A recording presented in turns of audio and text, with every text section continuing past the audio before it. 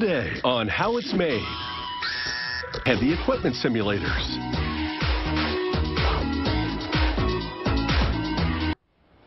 When you're learning how to operate heavy equipment, one wrong move can cause damage or injuries.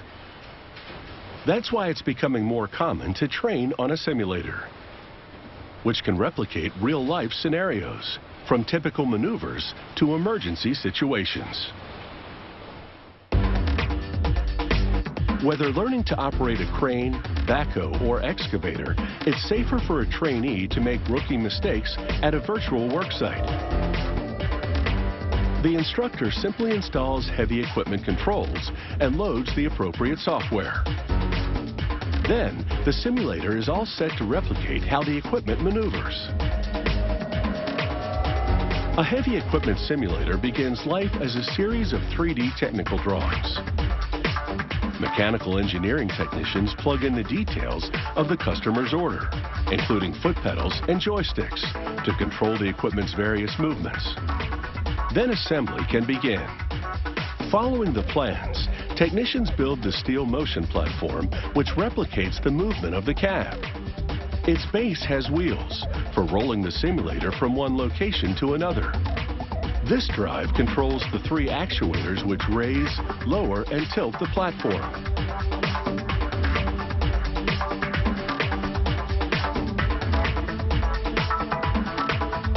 Once the technicians have installed and wired up all 3 actuators, they install the platform cover.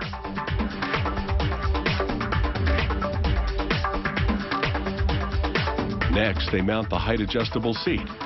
At its base, enclosed in a bellow, is a pneumatic suspension system. This enables the seat to realistically bounce or jerk in response to the action being simulated. Meanwhile, another technician assembles the simulator's control box.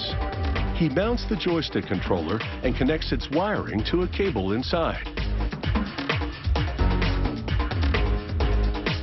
The cable leads to a connector on the base of the box.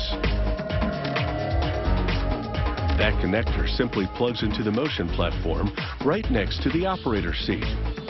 The box attaches securely with large screw knobs, making it easy to disconnect and switch to different kinds of simulations. The foot pedals are mounted to a separate platform.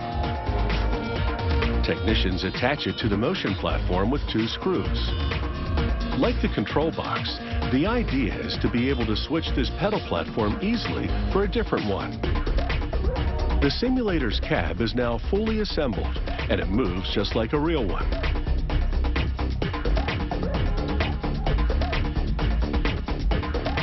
The virtual view from the cab spans 5 LCD screens to give the trainee a realistic perspective of the worksite.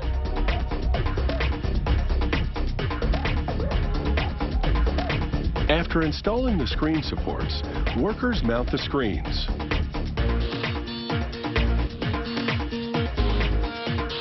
The configuration mimics the window layout of the typical cab.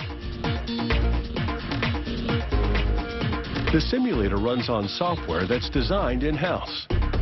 However, the client can further customize the program for a specific make and model of heavy equipment, or to simulate specific scenarios that might arise on a particular worksite. The simulator has 5 different computers.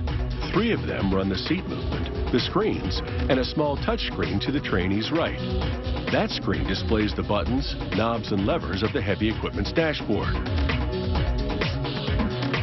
The 4th computer calculates the physics of the simulated environment, such as the excavator's digging movement and the corresponding soil movement. The 5th computer manages the training scenarios. For instance, an instructor can program adverse weather conditions to make the exercise more difficult.